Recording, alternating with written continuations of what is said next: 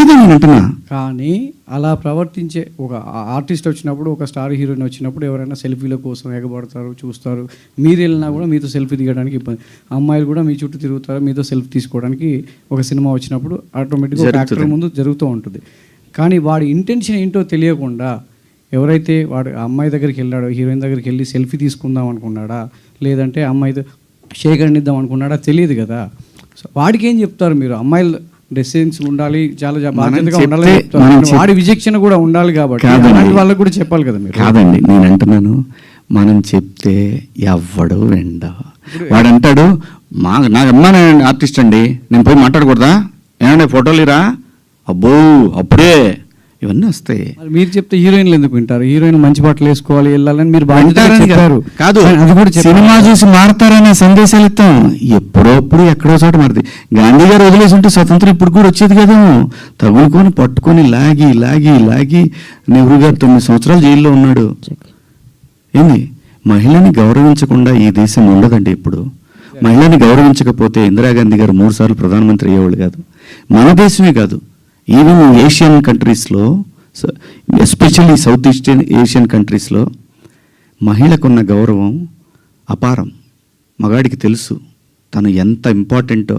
అసలు ఈ సృష్టి తిరుగుతుందే మహిళ చుట్టూ అండి. అమ్మనేవాడంటాడు సార్ మీరేది అడుగుతున్నారు. సోషల్ మీడియాలో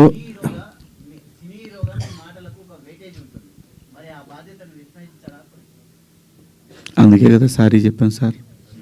మళ్ళీ అదే ఇది నన్ను అడిగితే పర్లేదు, రేపు ఇంకో హీరోని అడిగితే ఆయన కూడా ఇదే చెబుతాడు, సారీ చెప్పాడు కదా, ఇంకా దాన్ని కాకుండా ఏదైనా అడుగుదాం అని అంటారు. సార్ మీరేదో అడుగుతారు. ఏదైనా ఇష్యూ వచ్చినప్పుడు ఎవరన్నా ఏదన్నా మాట్లాడితే దొరుకుతాడు, బలి చేసేద్దాం అని ఒక బ్యాచ్ ఇప్పుడు చాలా ఎక్కువ మంది ఉన్నారు.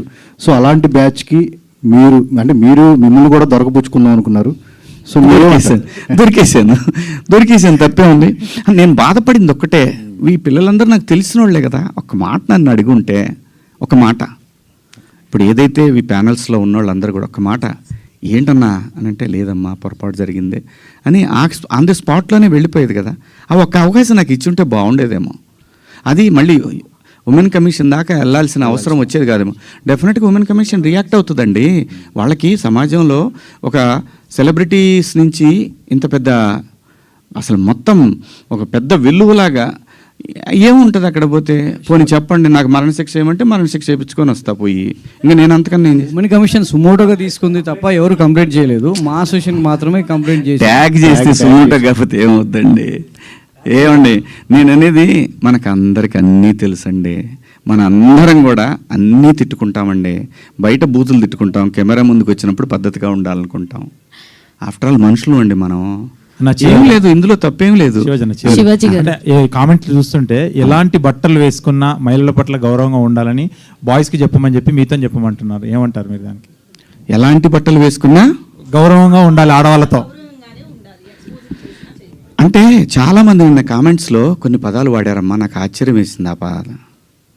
ఎప్పుడన్నా సాయి పల్లవిని ఎవరన్నా టచ్ చేశారా? ఎప్పుడన్నా అనుష్కని ఎవరన్నా టచ్ చేశారా? ఎప్పుడన్నా సౌందర్య గారిని ఎవరన్నా టచ్ చేసిన సందర్భాలు విన్నామా? ఇలా చాలామంది లయాని ఎవరన్నా అమ్మాయిని చూడగానే మా ఇంట్లో అమ్మాయి అని అంటారు. ఆవిడ మీరా జాస్మిన్ నిండుగా, మలయాళీస్ అందరు కూడా బయట నిండుగా శారీస్ కట్టుకొని వస్తారు. నేను మిమ్మల్ని అందరూ అమ్మ దండం పెడతాను, మీరు ఎట్టొచ్చినా మీ ఇష్టం, నాకు సంబంధం లేదు. అలాగే ఒక నిమిషం లక్ష్మి గారు, ఒక నిమిషం నేను మాట్లాడండి. అలాగే భూమిక గారిని ఎన్నోసార్లు వచ్చింది ఆవిడ, ఎవరన్నా టచ్ చేశారు ఆవిడ్ని? నేను అంటున్నాను, ప్రొవోక్ చేయకూడదు.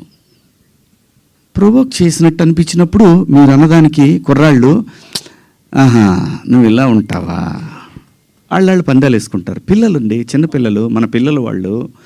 నేను అంటాను, మనం ఎందుకు అవకాశం ఇవ్వాలి అనేది నా ఉద్దేశం తప్ప మీ ఇష్టం అండి. మీరు బట్టలు వేసుకున్నా, ఇంకా మంచి బట్టలు వేసుకున్నా, ఆ తర్వాత మీ ఇష్టం, మీ ఫ్యామిలీ, మీరందరూ సమాజానికి అగెయిన్స్ట్గా వెళ్ళినా ఉన్నా. నేను మాత్రం కోరుకునేది ఒకటి, ఈ జనరేషన్ ఆడపిల్లలకి, అమ్మా నేను ఒకటి చెప్తున్నాను, మిడిల్ క్లాస్ ఎక్కువ ఈ దేశంలో, మరీ ముఖ్యంగా మన తెలుగు పిల్లలు. నేను చెప్పేది ఒకటేది, మీరు పాటించమని నేను అంటల్లా, జరిగే అనర్థాల గురించి మాత్రం